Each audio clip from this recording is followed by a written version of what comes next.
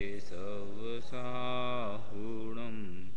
शिवोपाय करते प्रथम कारण मंगलरूप विघ्न विनाशक सुख करन नमो शुद्ध शिव मोक्षण प्रकाशक ग्रंथ पे चर्चा अपन प्रारंभ कर रहे हैं। क्योंकि कक्षा में ये विषय चल रहा है इसलिए अपन इसको ही चला रहे हैं। सबके पास अपने ग्रंथ हैं, आज नहीं है तो कोई बात नहीं, कल से अपने ग्रंथ रखना, खास करके सेकेंड ईयर। एक कौन सी कक्षा है? पूरी पीछे तक। और सेकेंड ईयर कहाँ तक है? अच्छा ठीक है, तो अपन इसको थोड़ा कक्षा और प्रवचन दोनों की मिक्स पद्धति से चलेंगे। क्योंकि अगर प्रवचन से चलेंगे तो अपन दो ही लाइन कई बार नहीं पढ़ पाएंगे, और कक्षा में चलेंगे तो फिर वो प्रवचन का सेंस नहीं रहेगा। इसलिए दोनों को कंबाइन करते हुए अपन थोड़ा सा चलेंगे। मोक्षण प्रकाशक का वास्तव में ये 9वां अध्याय स्टार्ट है। ग्रंथ का नाम मोक्षण प्रकाशक है, लेकिन इसके पहले तक तो मोक्ष मार्ग की बातें ही नहीं की गई। इसके पहले तक तो मोक्ष मार्ग में जो भी समझ लो कूड़ा था, करकट था, अथवा जो मोक्ष मार्ग नहीं था, फर्स्ट ईयर तक के बच्चे ही है ना, तो फिर तो कोई इशू है भी नहीं। तो फर्स्ट ईयर के पास अपने ग्रंथ नहीं होंगे। आपको अगले साल तो ग्रंथ खरीदना ही है अपना, तो इसी साल खरीद लोगे तो आपको ज़्यादा सुख होगा। क्योंकि अपने ग्रंथ के साथ स्वाध्याय करने का मज़ा अलग है, और पराधीन व्यवस्था में पराधीन ही काम है। हेमचंद तुम्हारा ग्रंथ कहाँ है? हाँ, ये वो व्यवस्था नहीं है कि भाई साहब डेड डेस, ये हंसने का विषय नहीं है, लज्जा का विषय है, तो के इसके लिए अच्छा नहीं। चलो, बाकी सबके पास है, तुम्हारे पास कहाँ है? इसलिए तो आज माफ़ कर रहा हूँ, कल से ऐसा नहीं चलेगा, इसलिए मैं बार बार देख के सबको याद दिला रहा हूँ। तो पहले अध्याय से 8वें अध्याय तक अपन आ गए, लेकिन यहाँ तो मोक्ष मार्ग की बात ही नहीं की। कि यहाँ तक तो ये बात की कि मोक्ष मार्ग क्या क्या नहीं है। मिथ्या दर्शन, मिथ्या ज्ञान और मिथ्या चारित्र की बात 8वें अध्याय तक हुई। उसमें भी ग्रहित और अग्रहित के भेद से मिथ्यात्व के 2 प्रकार हैं, और उसकी चर्चा वहाँ तक की गई। अब 9वां अध्याय से वास्तव में मोक्ष मार्ग स्टार्ट हो रहा है। तो मोक्षण प्रकाशक ग्रंथ के नाम की सार्थकता तो यहाँ से स्टार्ट हो रही है। लेकिन गजब बात यह है कि जिस ग्रंथ की उत्थानिका अथवा पूर्व पीठिका इतनी विशाल थी, तो अगर ये ग्रंथ पूरा होता तो अब इसकी कैसा होता, इसकी कल्पना भी नहीं की जा सकती। अब ऐसा कहना तो ये ठीक नहीं है कि अगर एक ग्रंथ पूरा हो जाता फिर आपको दूसरे ग्रंथ की आवश्यकता नहीं होती। ये तो पूरा हो जाता तब की बात होती। अभी ये व्यर्थ की कल्पना करने से क्या फ़ायदा है। लेकिन जैसा समझ लो पूर्व पीठिका है, उसको देखने के बाद अगर ये ग्रंथ पूरा होता तो निश्चित रूप से समाज को मूल मोक्ष मार्ग, मूल तत्व ज्ञान के जो अद्भुत विषय हैं वो बहुत सरल और सुबोध शैली में, तार्किक शैली में जानने को मिलते। ये भाग और अभाग का विषय है। भाग का विषय इतना है कि इतना हो गया, अभाग का विषय ये है कि इसके बाद वो पूरा नहीं कर पाए। ठीक है, अब देखो अपन ग्रंथ को प्रारंभ करते हैं। 9वां अधिकार मोक्ष मार्ग का स्वरूप। शिव उपाय करते प्रथम कारण मंगल रूप विघ्न विनाशक सुख करन नमो शुद्ध शिव भूप। अभी नमो शुद्ध शिव भूप से आप चाहो तो इसका अर्थ शुद्धात्मा निकालो, चाहो तो इसका अर्थ अरहंत सिद्धि निकालो। ये अपनी अपनी व्याख्या पे डिपेंड करता है, अपन इसकी चर्चा भी नहीं करते। अब मोक्ष मार्ग का स्वरूप कहते हैं। प्रथम मोक्ष मार्ग के प्रतिपक्षी जो मिथ्या दर्शनादिक, उनका स्वरूप बताया। प्रथम मोक्ष मार्ग के प्रतिपक्षी जो मिथ्या दर्शनादिक स्वरूप बताया, मतलब कि इन्हों एक लाइन में पहले अध्याय से लेकर के 7वें अध्याय तक की विषय वस्तु निपटा दी। कि अभी तक हमने मोक्ष मार्ग के जो प्रतिपक्षी हैं उन मिथ्या दर्शनादि की चर्चा की। उन्हें अब वो स्वरूप बताया, तो स्वरूप बताने में क्या बताया कि उन्हें दुख रूप, दुख का कारण जानकर हे मानकर उनका त्याग करना ये बताया।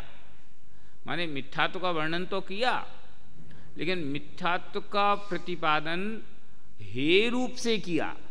मिथ्यात्व का प्रतिपादन, मिथ्यात्व का स्वरूप का वर्णन तो है ही, लेकिन मिथ्यात्व के स्वरूप के साथ साथ इसलिए मिथ्यात्व छोड़ने योग्य है, मिथ्यात्व दुखदायक है, इस टोन के साथ उसका वर्णन है। केवल क्या बोलना चाहिए, केवल निरूपणात्मक वर्णन नहीं, विवेचनात्मक वर्णन नहीं है, उसके साथ साथ उसमें प्रेरणा भी सब जगह इन्वॉल्व है कि ये मिथ्यात्व ऐसा है इसलिए जीव अनादि काल से दुख रूप हो रहा है, तो भैया अगर तुम्हें दुख से छूटना है तो इस मिथ्यात्व को छोड़े बिना कोई रास्ता नहीं खुलता। हर अध्याय के अंत में उन्होंने ऐसी प्रेरणा दी ना। तो मिथ्यात्व का जो वर्णन है वो किस रूप है कि मिथ्यात्व दुख रूप है, दुख का कारण है, उसे हे जान करके उसको त्याग करना, उसके त्याग बना आपके कल्याण का कोई दूसरा रास्ता नहीं। ठीक, बीच में उपदेश का स्वरूप बताया। बीच में माने कहाँ पे हैं, ये प्रवचन नहीं कर रहा, अपन कक्षा ही चल रही इसलिए कन्वर्सेशन भी चलेगा। बीच में माने कहाँ पे, 8वें अध्याय में। पहले से 7वें अध्याय तक ग्रहित मिथ्यात्व और अग्रहित मिथ्यात्व की चर्चा की गई, मिथ्यात्व की चर्चा की गई, और 8वें अध्याय में उपदेश का स्वरूप बताया। उसे जानकर उपदेश को यथार्थ समझना, माने 8वें अध्याय में जो वर्णन है उस वर्णन से उपदेश का स्वरूप समझा जा सकता है कि जिनवाणी जो कह रही है वो क्या कह रही है, अथवा जिनवाणी क्या कहना चाह रही है, जिनवाणी का मूल प्रतिपाद्य क्या है। तो वो 8वां अध्याय नहीं समझोगे तो नहीं समझ सकते, है ना।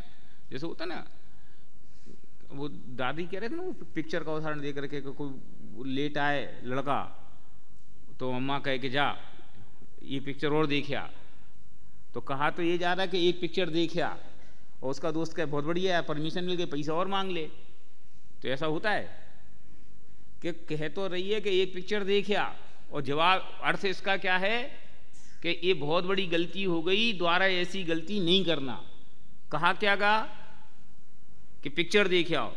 तो अगर शब्दार्थ आप देखोगे तो शब्दार्थ तो ये दिखाई दे रहा है कि माँ ये कह रही कि पिक्चर देख के आ। कोई हिंदी भाषा के विशेषज्ञ से पूछो कि ये जो कह रही इसका अर्थ क्या है, ट्रांसलेटर से इसका ट्रांसलेट कराओ तो क्या करेगा, और इसका क्या बोलना चाहिए, व्यंजनात्मक अर्थ क्या है, अथवा इसका उपदेश का अर्थ क्या है कि भैया ये बहुत बड़ी मूर्खता हो गई, ये हमें ऐसी मूर्खता अब दोबारा नहीं करनी चाहिए, ये इसका अर्थ है। इसका नाम उपदेश का स्वरूप समझना कि जिनवाणी में तो कहा यह गया है, लेकिन जो कथन कहा गया है उस कथन की विवक्षा क्या है, उस कथन का अभिधेय अर्थ क्या है, कि चरणानुयोग के हिसाब से सम्यक दर्शन क्या है, कि चरणानुयोग के हिसाब से सम्यक दर्शन ये है कि देवशास्त्र रूप की श्रद्धा, इसका नाम सम्यक दर्शन है, चरणानुयोग का सम्यक दर्शन है, अथवा सात तत्व की श्रद्धा है, ये सम्यक दर्शन है। और यहीं आके फिर द्रव्यानुयोग में आके हम उसको क्रॉस लगा देते कि इसमें क्या है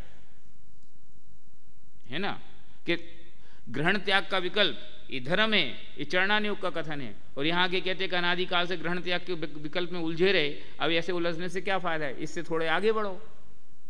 तो देखने में तो झगड़ा दिखता है ना, लेकिन झगड़ा थोड़ी है कि चरणानुयोग की शैली समझोगे तो यथार्थ अर्थ समझ में आएगा चरणानुयोग का, द्रव्यानुयोग की शैली समझोगे तो उसका अर्थ समझ में आएगा कि जहाँ द्रव्यानुयोग का कथन है वह श्रद्धान की अपेक्षा है, वो व्यवहार और वो क्या बोलना चाहिए आचरण की अपेक्षा नहीं है, और चरणानुयोग का जो कथन है वो श्रद्धान की अपेक्षा नहीं है, वो व्यवहार की अपेक्षा है।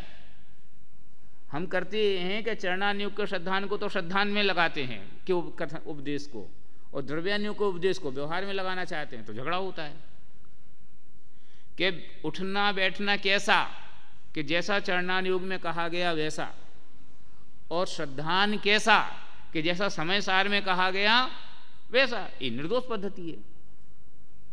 ठीक है, तो बीच में उपदेश का स्वरूप बताया, उसे जानकर उपदेश को यथार्थ समझना। ये यथार्थ समझने को मैं थोड़ा सा डिटेल करना चाहता था कि अगर हम 8वां अध्याय नहीं समझें तो हम उपदेश को समझ ही नहीं सकते वास्तव में। एक बार अपन इस चीज को अगर अपने दिमाग से डिलीट करो या गौण करो तो प्रथमानुयोग का क्या अर्थ है, प्रथमानुयोग की कथन पद्धति क्या है, प्रथमानुयोग में कथन करने की स्टाइल क्या है, ये हम उसका अर्थ कैसे निकाल सकते हैं। इसलिए जो स्वाध्यायी जीव हैं, जो स्वाध्याय करना चाहते हैं, उनको सबसे पहले 8वां अध्याय पढ़ लेना चाहिए। स्वाध्याय कैसे करना चाहिए, स्वाध्याय करने की टेक्निक क्या है, वो 8वां अध्याय है। माने जिनवाणी में क्या बोले, जिनवाणी के महल में घुसने की चाबी, ये 8वां अध्याय है। संचित वहां क्यों बैठा भैया, तुम कौन सी कक्षा का है? तो सेकेंड ईयर में बैठना। इससे ख्याल में आता है कि हम समय पे नहीं आए, अटेंडेंस हो गई है। ये उपदेश का स्वरूप बताया, उसे जानकर उपदेश को यथार्थ समझना, कि जैसा उपदेश है उस उपदेश को यथार्थ समझना। यथार्थ समझना माने क्या, कि जो कथन जिस विवक्षा कहा गया है उसको उस विवक्षा से समझना। जो व्यवहारने का कथन है उसको व्यवहारने की अपेक्षा से समझना, जो निश्चयने का कथन है वो निश्चयने की अपेक्षा से समझना, जो चरणानुयोग का कथन है उसको चरणानुयोग की अपेक्षा से समझना, जो द्रव्यानुयोग का कथन है उसको द्रव्यानुयोग की अपेक्षा से समझना। इसका नाम है यथार्थ समझना। इतनी बात हो गई, ये फुल स्टॉप। अब मोक्ष मार्ग, जो मोक्ष के मार्ग जो सम्यक दर्शनादिक उनका स्वरूप बतलाते हैं, कि अभी तक तो हमने मिथ्या दर्शन और उपदेश की बात की, इतनी बात तो आपको समझ में आ गई। अब हम मूल जो विषय है उसको प्रारंभ करते हैं, कि मोक्ष के मार्ग जो सम्यक दर्शनादिक उनका स्वरूप बताते हैं, उन्हें सुखरूप, सुख का कारण जानकर उपादेय मानकर अंगीकार करना, क्योंकि आत्मा का हित मोक्ष ही है। देखो ऊपर आप पढ़ो, दुखमय, दुख रूप, दुख का कारण जानकर हे मानकर त्याग करना। अब नीचे पढ़ो, सुख रूप, सुख का कारण जानकर उपादेय मानकर अंगीकार करना। ये टोडरमल जी के गद्य की स्टाइल है। माने वो प्रकरण को जिस स्टाइल से लिख रहे हैं ना, बिल्कुल कि वहाँ मिथ्या दर्शन की चर्चा थी तो मिथ्या दर्शन के लिए जिस क्रम से जो विशेषण दिए, जब सम्यक दर्शन की चर्चा आई तो उसी क्रम से उन्होंने उसके विशेषण भी यहाँ दिए। देखो, दुख रूप यहाँ सुख रूप, दुख का कारण यहाँ सुख का कारण, हे मानकर उपादेय मानकर, त्याग करना अंगीकार करना, है ना। अपन 2 लाइनें लिखें तो 2 लाइनों में तारतम्यता नहीं लगा पाते। ये टोडरमल जी के गद्य की शैली है, देखना चाहिए। उन्हें सुखरूप, सुख का कारण जानकर उपादेय मानकर अंगीकार करना, इसमें पूरा दर्शन शास्त्र आ गया। दर्शन में 4 प्रकार के प्रश्नों का जवाब होता है, किसी भी दर्शन में। वे 4 प्रश्न कौन कौन से हैं? सुख, सुख का कारण, दुख, दुख का कारण। जहां भी दर्शन की बात आए, समझ लो चाहे 6 दर्शन कहो, चाहे 9 दर्शन कहो, चाहे जितने कहो, सब दर्शनों में मूलभूत प्रश्न इतने हैं, सुख, सुख के कारण, दुख, दुख के कारण। तो दुख और दुख के कारण की चर्चा की जा चुकी है, सुख और सुख के कारणों की चर्चा प्रारंभ की जा रही है, क्योंकि आत्मा का हित मोक्ष ही है। अब इस पंक्ति को आपको जितना विस्तार देना हो उतना आप विस्तार दे सकते हो, और नहीं देना हो तो ये बात तो बहुत अच्छे से समझ में आती है कि आत्मा का हित मोक्ष है। मोक्ष क्यों कहा? अब मोक्ष माने, चूंकि मोक्ष माने निराकुलता, वास्तव में तो आत्मा का हित निराकुलता है, लेकिन वो निराकुलता मोक्ष में है, अथवा वो निराकुलता मोक्ष रूप है, इसलिए आत्मा का हित मोक्ष है। उसी का उपाय आत्मा का कर्तव्य है, इसीलिए उसी का उपदेश यहाँ देते हैं। मोक्ष मार्ग का उपदेश यहाँ क्यों करते हो? क्योंकि भैया यही एकमात्र काम है जो करने लायक है।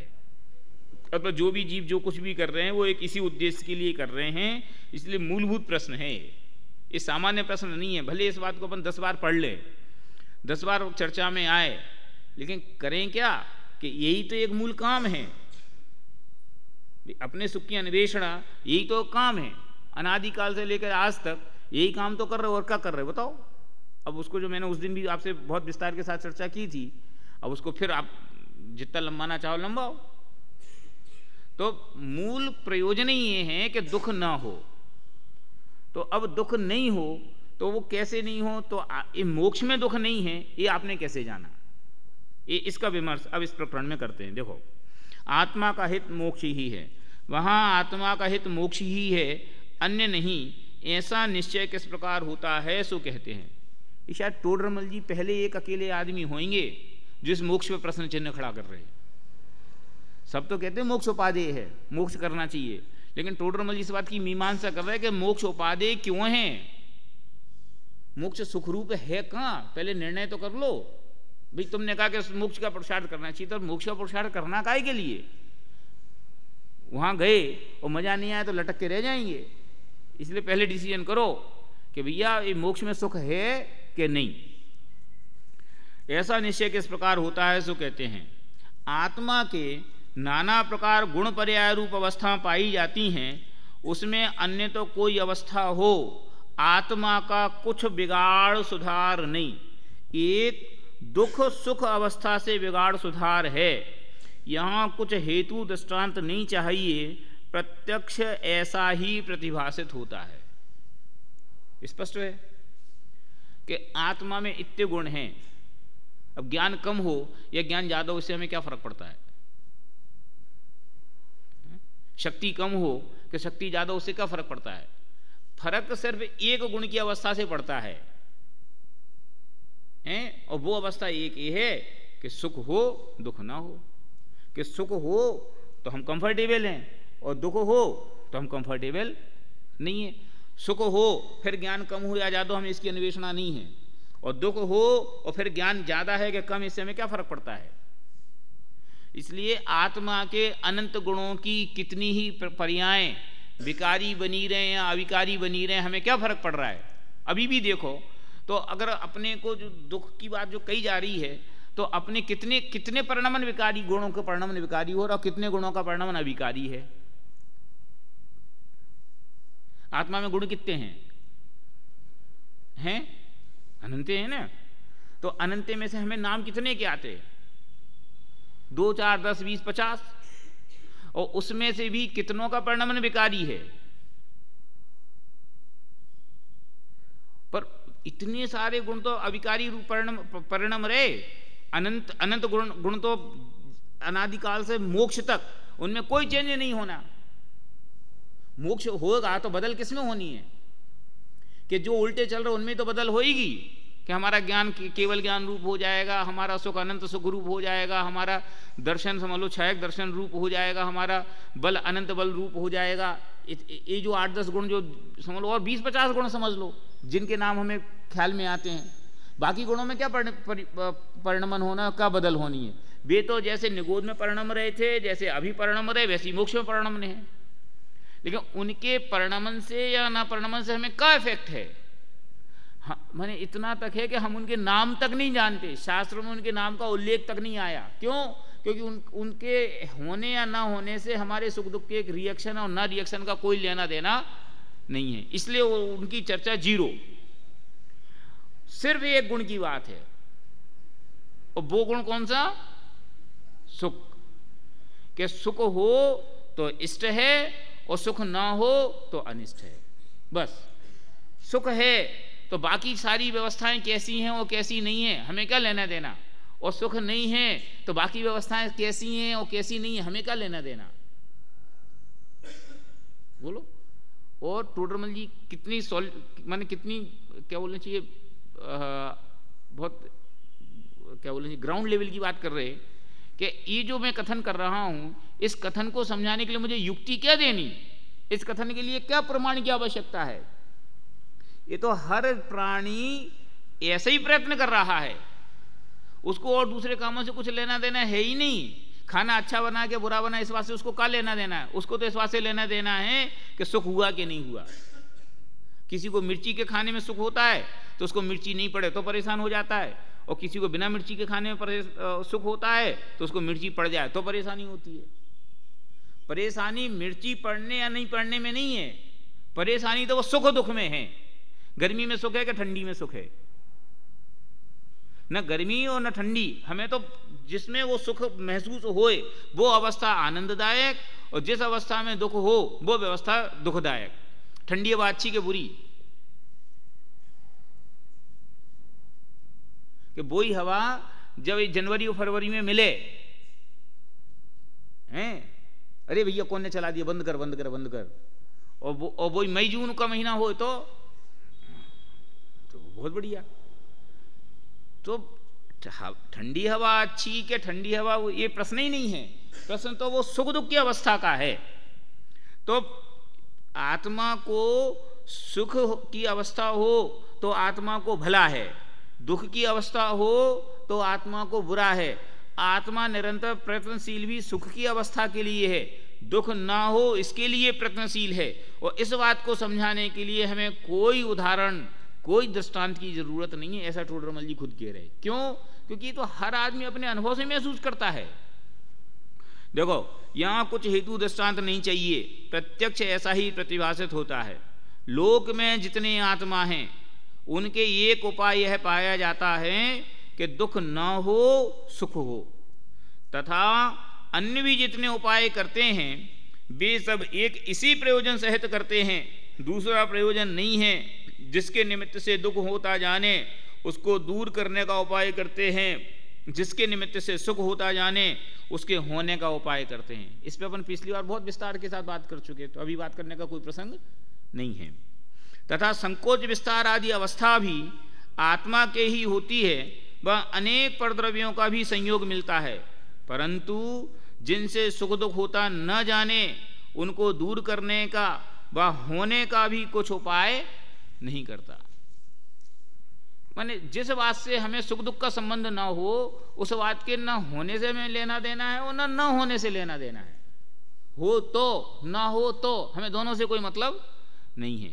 हमें तो उस बात से मतलब है जिसके होने से हमें दुख होता है कि सुख होता है, तो हमारा रिएक्शन चालू होता है, और सुख दुख का कोई संबंध ना हो तो हमारा कोई रिएक्शन नहीं होता। सो यहां आत्मद्रव्य का ऐसा ही स्वभाव जानना। तो ऐसा क्यों है? ऐसी स्वभाव है कि जल ठंडा क्यों है? कि भैया स्वभाव में कोई तर्क नहीं होता, स्वभाव में कोई ऐसा प्रश्न खड़ा नहीं होता कि आत्मा का ऐसा ही स्वभाव है कि उसको हरदम सुख में रहना पसंद है, और सुख न हो तो पराधीनता में तो जो हो सो हो, उसमें कोई क्या करेगा। और तो सर्व अवस्थाओं को सह सकता है, एक दुख को नहीं सह सकता। देखो टोडरमल जी ने सुख दुख पे भी कितना अच्छा निबंध लिखा। सर्व अवस्थाओं को तो सह सकता है, एक दुख को नहीं सह सकता। पर अवस्था से दुख हो तो यह क्या करे, उसे भोगता है, परंतु स्वावस्था से तो किंचित भी दुख को सहन नहीं करता। इस बात को समझाने के लिए क्या तर्क चाहिए, क्या उदाहरण चाहिए। तथा संकोच विस्तार आदि अवस्था जैसी हो वैसी हो उसे स्वावस्था से भी भोगता है, वहां स्वभाव में तर्क नहीं, आत्मा का ऐसा ही स्वभाव जानना। देखो आगे तक मैं पढ़ता जाता हूं जब तक मुझे कुछ कहने लायक माने आवश्यकता नहीं लगेगी। देखो दुखी हो तब सोना चाहता है, वहां सोने में ज्ञानादिक मंद हो जाते हैं, परंतु जड़ सरीखा भी होकर दुख को दूर करना चाहता है तथा मरना चाहता है, वहां मरने में अपना नाश मानता है, परंतु अपना अस्तित्व खोकर भी दुख दूर करना चाहता है। इसलिए एक दुख रूप पर्याय का अभाव करना ही इसका कर्तव्य है। कि आत्मा का सतत प्रयत्न अगर कोई बात के लिए चालू है तो सिर्फ इस बात के लिए चालू कि उसको सुख होना चाहिए एट एनी कॉस्ट। सुख के लिए वो कोई भी कीमत चुकाने तैयार है, और जिस बात से सुख नहीं हो उसके लिए वो क्या बोलते छदाम भी देने तैयार नहीं है। और नहीं हो तो नहीं हो तो नहीं हो। हम 33 सागर नरक में भी रह के आए, प्रति समय वहां से हटने का तीव्र परिणाम, और फिर भी वो 33 सागर गुजारे कि नहीं गुजारे। तो परअवस्था से तो कुछ भी हो उसका कोई जवाब नहीं है, लेकिन इसका बस चले तो वह सदैव सुखी रहना ही चाहता है, और सुखी रहने के लिए ही वह प्रयत्न करता है। चलो, तथा दुख न हो वही सुख है, जो मैं उस दिन कहा था कि सुख किसका नाम है, कि दुख न हो उसका ही नाम तो सुख है। ऐसा है? अरे सुख का अपना सेंस है। सुख को कोई नेगेटिव सेंस से समझाना चाहिए ऐसा थोड़ी है। सुख भाववाचक वस्तु है, सुख अनुभूत वस्तु है, सुख का वेदन किया जा सकता है, लेकिन हमें क्यों समझाया जा रहा है? क्योंकि हमने आज तक दुख का ही वेदन किया है, इसलिए दुख से हमारा परिचय है। तो सुख को समझाना हो तो कैसे समझाएं कि देखो भैया ये दुख नहीं हो ना, उसका ही नाम तो सुख है। अरे दुख नहीं हो उसका नाम सुख तो है ही, लेकिन सुख भी अपने आप में भाववाचक संज्ञा है। जो प्रकाश नहीं जानता हो उसको प्रकाश कैसे बताया जाए कि अंधकार का अभाव प्रकाश है, लेकिन प्रकाश भी अपने आप में कोई वस्तु है कि नहीं? वास्तव में पॉजिटिव वस्तु क्या है? अंधकार के प्रकाश, प्रकाश के अंधकार से, प्रकाश के अभाव से अंधकार है कि अंधकार के अभाव से प्रकाश है? सुख का अभाव उसका नाम दुख है, लेकिन अनादिकाल से हमने सुख को देखा ही नहीं। अनादिकाल से सुख क्या होता है इसका हमने परिचय प्राप्त नहीं किया, और दुख में ही जिंदगी बीती है। पैदा हुए तो दुख देखा, मरते तक हमने दुख ही दुख देखा है, सुख को कभी हमने देखा ही नहीं। तो हमें तो यही हट लग गई है कि सुख होता ही नहीं है।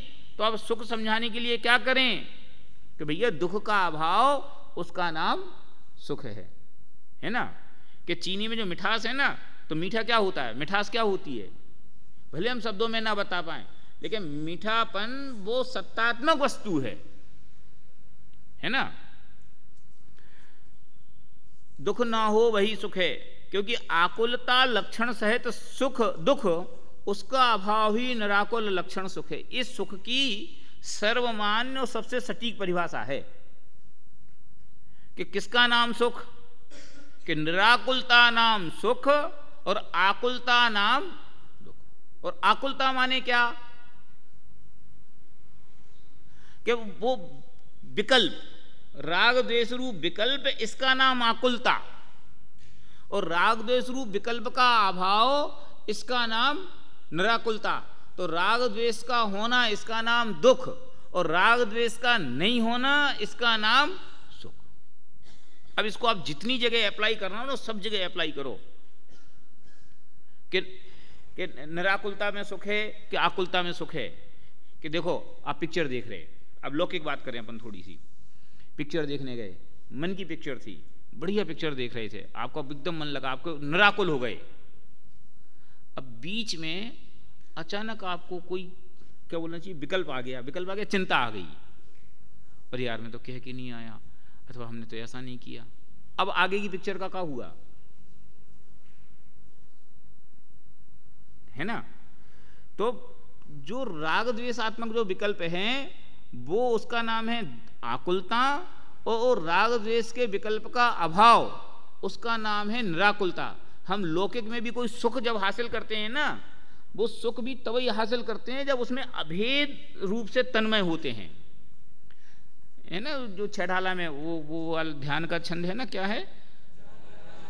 ध्यान ध्याता ध्येय को विकल्प ना वच भेद जहां।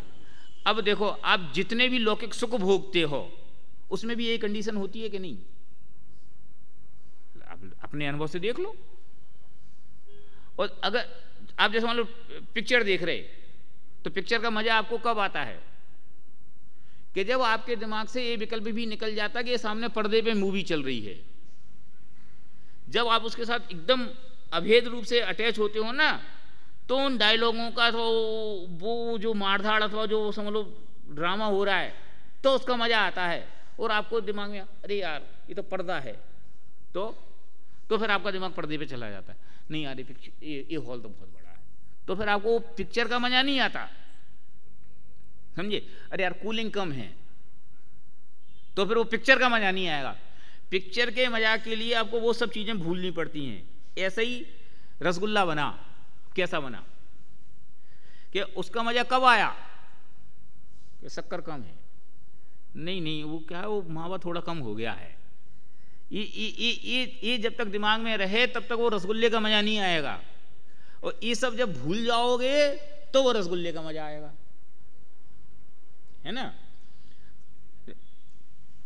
देखो आकुलता लक्षण से दुख, उसका अभाव निराकुलता लक्षण सुख है, सो यह भी प्रत्यक्ष भाषित होता है। बाहर किसी सामग्री का संयोग मिलो जिसके अंतरंग में आकुलता है, वह दुखी ही है, जिसके आकुलता नहीं वह सुखी है।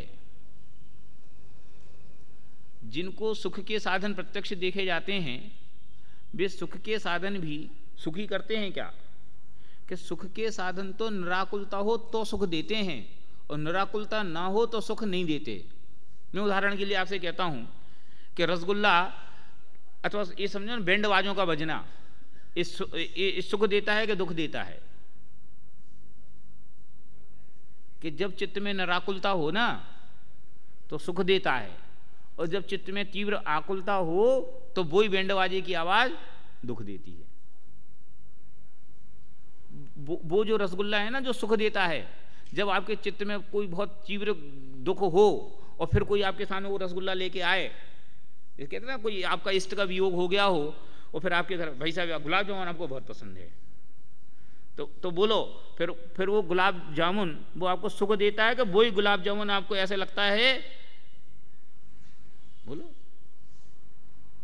माने बहिरंग सामग्री भी सुख दुख कब देती है? कि बहिरंग सामग्री का संबंध हमारे चित्त की निराकुलता से है। अगर निराकुलता नहीं है तो वो बहिरंग सामग्री भी हमें सुख नहीं देती, और चित्त में निराकुलता हो तो बहिरंग में कोई सामग्री हो हमें सब सामग्री से सुख आता है। बोलो सूखी रोटी मीठी लगती है कि नहीं लगती? जब पेट में अच्छी भूख होए ना, समझ लो 1-2 दिन के लगातार सफर में हो, ढंग का खाना कहीं नहीं मिला हो और फिर पहुंचो, भाई साहब अभी तो अब तो यार भोजनालय बंद होगा, अब तो ठंडी रोटी वो 1 बजे मिलनी है, तो फिर वो 1 बजे भी वही रोटी ठंडी वो सुख देती है। और पेट भरा हो, भरपेट खाया हो और फिर 2 घंटे बाद दोबारा खाने का मौका आए तो फिर वही बढ़िया बढ़िया व्यंजन भी सुख नहीं देते। तो सामग्री के होना या ना होना, सामग्री का अनुकूल होना या प्रतिकूल होना वास्तव में सुख दुख के लिए कोई इसका संबंध ही नहीं है। उसी चीज से हम जब कभी सुखी हुआ करते थे, उसी चीज को आज हम सामने देख करके भयंकर दुखी होते हैं, और जिस चीज को देख करके हम महान दुखी हुआ करते थे आज हम उसी चीज को देख के बहुत सुखी होते हैं। इसलिए साता और असाता का, सुख और दुख का संबंध हमारे मानसिक विकल्प से अथवा राग द्वेष के संबंध से है। सामग्री के होने या ना होने से उसका कोई संबंध नहीं। स्थूल रूप से कहना हो तो कहो, उसका कोई वो नहीं है निषेध, लेकिन वास्तव में अगर देखा जाए तो उसका उसके साथ कोई नियामक संबंध नहीं है। बाह्य किसी सामग्री का संयोग मिलो, जिसके अंतरंग में आकुलता है वह दुखी है, जिसके आकुलता नहीं है वह सुखी है। मैं जो बार बार जब उदाहरण देता हूं ना कि जब तक हमारे घर में 1 रोटी नहीं थी तो हमें लगता था हम बहुत परेशान हैं, बहुत दुखी हैं। हम सोचते थे 2 रोटी हो जाएंगी साता से तो सुखी हो जाएंगे, फिर 2 रोटी हो गई तो सुखी हो गए क्या? अब इस बात को आपको जितना लंबाना लंबाओ। माने इतनी, जो अभिनंदन जी कल उदाहरण दे रहे थे ना कि 7 पीढ़ी का हिसाब किताब तैयार है, तो अगर संयोग से सुखी होते हैं, सामग्री से सुखी होते हैं, तो फिर काय का दुख है? और फिर वो ब्राह्मण काय बात का सुखी है?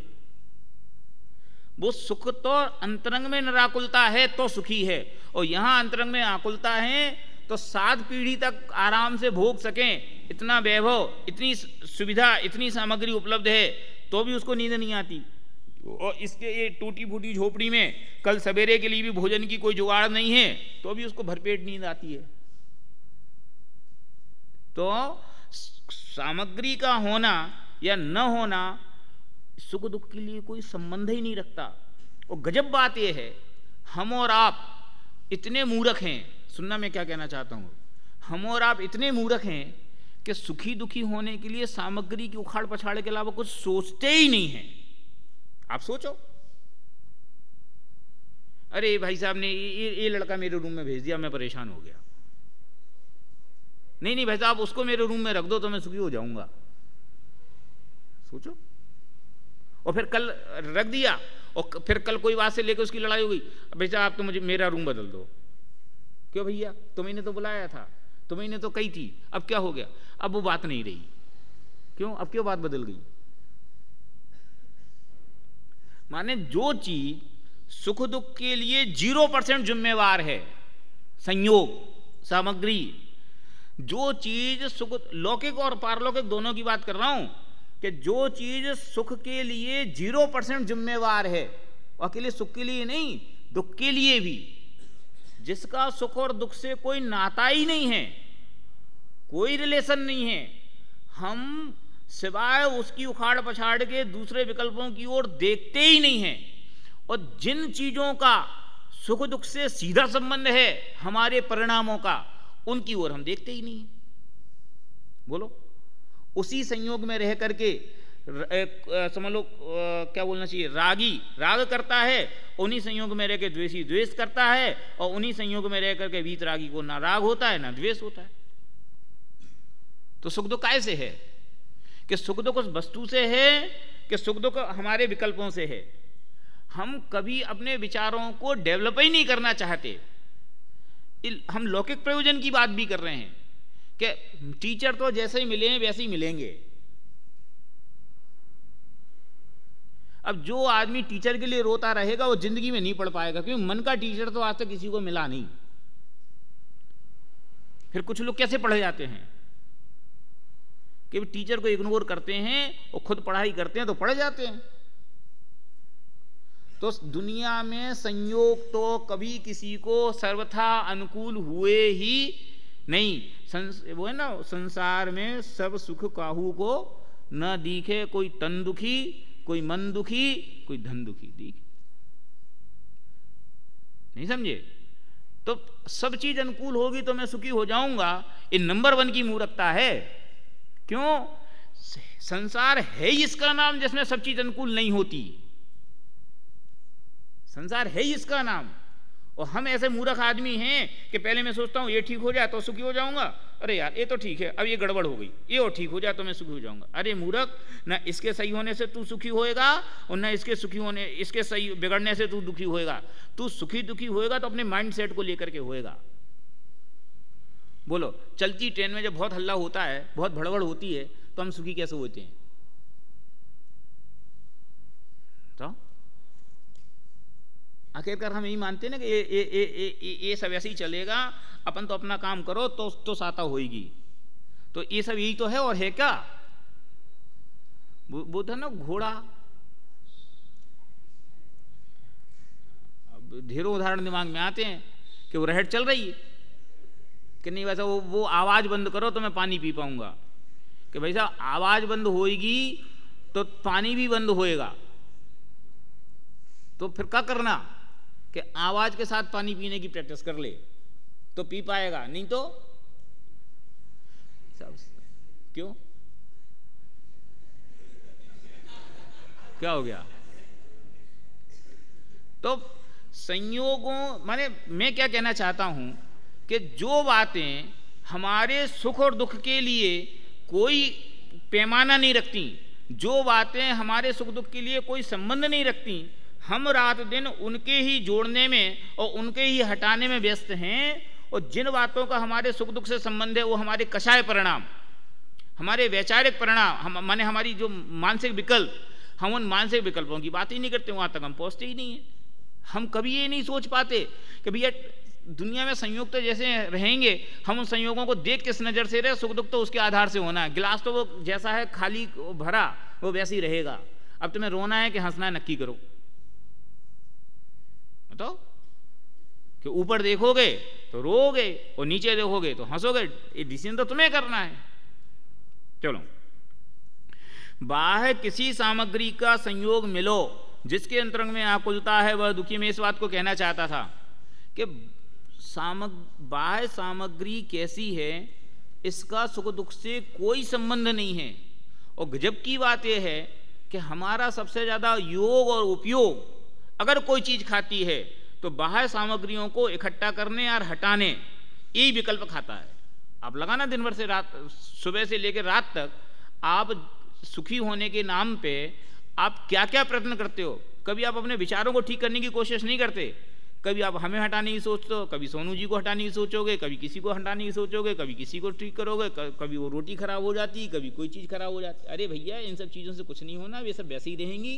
तुम्हें अगर पढ़ाई करनी हो तो इन्हीं में पढ़ाई करनी पड़ेगी, नहीं तो तुम अनपढ़ रह जाओगे, रोटियां तो वैसी रहेंगी। बोलो, ये तो चूंकि आप इसलिए मैं कह रहा हूं, पर टेक्निकल विषय आप सोचो कि जो चीज सुख दुख के लिए कोई संबंध नहीं रखती, हम सबसे ज़्यादा मेहनत उसके लिए कर रहे हैं। और जो चीज़ हमें सुखी, कदाचित मैंने राग द्वेष के हिसाब से अगर बात करो, संसार में भी सुख दुख की बात करते हो तो सुखी दुखी आखिर होते काहे में हैं? जो हम खूब मर पच लेते हैं, खूब मेहनत कर लेते हैं और फिर कोई रास्ता नहीं दिखाई देता है, तो आखिरकार आते का दिमाग काहे में आता है? अरे यार भैया जाने दो ना यार, अब जो होना था ऐसे ही होना था। क्यों भैया? तो ये बात आप पहले दिन ही क्यों नहीं सीख लिए? इतनी मजदूरी करने के बाद, समझ लो इतना समय खराब करने के बाद हमने आज ये बात सीखी, तो पहले दिन ही सीख लेते तो सुखी तभी ना हो जाते। ये बात समझ में आनी चाहिए। देखो, बाह्य किसी सामग्री का संयोग मिलो, जिसके अंतरंग में आकुलता है वह दुखी ही है, जिसके आकुलता नहीं वह सुखी है। तथा आकुलता होती है वह रागादिक कषाय भाव होने पर होती है। आकुलता का मदर प्लेस क्या है? आकुलता कहाँ से पैदा हो रही है? कि आकुलता उस रागादिक कषाय भाव से हो रही है। क्योंकि रागादिक भावों से यह तो द्रव्यों को अन्य प्रकार परिणमित कराना चाहे और वे द्रव्य अन्य प्रकार परिणमित हों, तब इसको आकुलता होती है। राग किसे कहते हैं?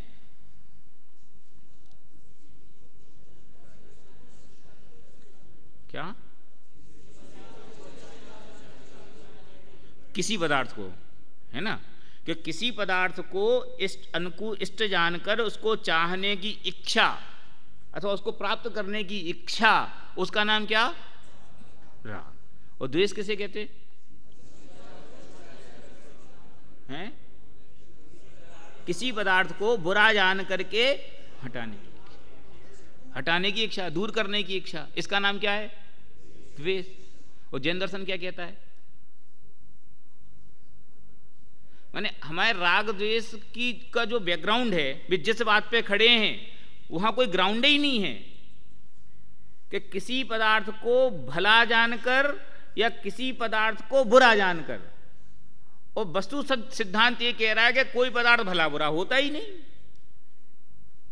अब जब कोई पदार्थ भला बुरा होता नहीं तो मैं इसको हटाऊं और इसको रखूं, ये दिमाग क्यों चलाना? इसी का नाम तो कसाय है, इसी का नाम तो राग द्वेष है। नहीं, ये अच्छा है इसको रखो, ये बुरा है इसको हटाओ, तो ये ना अच्छा है और ना ये बुरा है। ये तो है सिद्धांत, ये तो है वस्तु का स्वरूप। वस्तु तो जैसी है वैसी है, लेकिन ये वस्तु को ऐसा स्वीकार न करके अपने कसाय भाव से ये अच्छी है ये बुरी है ऐसा मान करके किसी को रखने की और किसी को हटाने की चेष्टा करता है, इसलिए वो दुखी होता है। अभी दुखी होता सुखी होता की बात मत करो, अभी तो ये कहो कि इसलिए वो किसी वस्तु को अच्छी समझ के रखना चाहता है और किसी वस्तु को बुरा समझ के हटाना चाहता है। अब अगर जैसा वो समझता है और उसकी समझ के अनुसार काम हो जाए तो झगड़ा कहाँ है? लेकिन झगड़ा ही इस बात पे है कि वो जैसा समझता है वैसा होता ही नहीं, होता नहीं हो सकता नहीं। क्यों? कोई वस्तु उसके विकल्प के अनुसार हटाई नहीं जा सकती, कोई वस्तु उसके विकल्प के अनुसार बनाई नहीं जा सकती, इसलिए दुखी होता है। देखो, क्योंकि रागादिक भावों से यह तो द्रव्यों को अन्य प्रकार परिणमित करना चाहे और वे अन्य प्रकार परिणमित हों, तब इसको आकुलता होती। मैंने कहा सब बैठे रहो और कोई मेरी नहीं सुनता तो मैं दुखी होता हूं। मैं कहूं बैठे रहो और सब बैठे रहें तो मुझे काय का दुख है? वहां या तो अपने रागादिक दूर हों या आप चाहे उस प्रकार सब परिणमित हों तो आकुलता मिटे। आकुलता मिटने के दो ही रास्ते हैं, एक तो चाहना मिट जाए या फिर जैसा चाह रहे वैसा हो जाए। इजी क्या है? इजी छोड़ो, संभव क्या है? हम जैसा चाहते हैं वैसा होने लग जाए तो सुखी हो जाएं, और दूसरा ये है कि जैसा हो रहा वैसा हम चाहने लग जाएं अथवा इसको ऐसा कहो कि वो हमारी चाहना मिट जाए। तो संभव रास्ता क्या है? कि संभव रास्ता चाहना मिटाना है, वस्तु को हटाना या ना हटाना नहीं है। परंतु सर्वद्रव्य तो इसके अधीन नहीं है। कदाचित कोई द्रव्य जैसी इसकी इच्छा हो उस प्रकार परिणमित हो तब भी इसकी आकुलता सर्वथा दूर नहीं होती। कि हमने 100 चीज़ें चाही, 80 चीज़ें तो नहीं हुई और 20 चीज़ें हो गई तो सुखी हो गया? अरे कहाँ सुखी हो गया, महादुखी हो गया। मैं क्या कह रहा हूँ सुनना, कि जिसके पास धेला नहीं था वो धेले के लिए दुखी था, जिसके पास 4 रोटी नहीं थी ना वो अकेला 4 रोटी के लिए ही दुखी था, और जिसके पास 7 पीढ़ी का हो गया वो देखो, माने हमारा व्यवहारिक अनुभव भी यही हमें बताता है कि जैसे जैसे साधन और जैसे जैसे सुविधा और जैसे जैसे संयोग हमारे पास आते गए तो हम सुखी होते गए, ऐसा नहीं, उल्टे हम उससे और ज़्यादा दुखी होते गए। कि पहले हम कुछ नहीं करते थे, समझ लो शांति से जीवन यापन चलता था, तो हमारा राग द्वेष का विकल्प का लेवल ही उतना था। अब हम बहुत बड़े हो गए, समझ लो पूरी दुनिया हमारी उसमें आ गई, तो हमारे राग द्वेष के विकल्प उतने बड़े हो गए, हम और ज़्यादा दुखी हो गए। तो वस्तु के होने या ना होने से सुखी दुखी का कोई संबंध कभी नहीं हो सकता। सुखी दुखी का संबंध जब भी होगा वो हमारे रागात्मक विकल्पों के होने या ना होने के आधार से ही निर्णय किया जाएगा। देखो, तब भी आकुलता सर्वथा दूर नहीं होती। सर्व कार्य जैसे यह चाहें वैसे ही हों, अन्यथा न हो तब तो यह निराकुल रहे, परंतु यह तो हो ही नहीं सकता। ये ब्रह्म वाक्य कि जैसा तू चाहता है वैसा हो ही नहीं सकता, क्योंकि किसी द्रव्य का परिणमन किसी द्रव्य के अधीन नहीं है। इसलिए अपने रागादिक भाव दूर होने पर निराकुलता हो सो कार्य बन सकता है। कौन सा कार्य? सुखी होने का। ठीक है, इसकी चर्चा अपन कल थोड़ी सी करके फिर अपन आगे बढ़ेंगे। मैं सोच तो रहा था कि यहाँ तक हो जाए, लेकिन यहाँ थोड़ी चर्चा करेंगे, फिर कल करेंगे।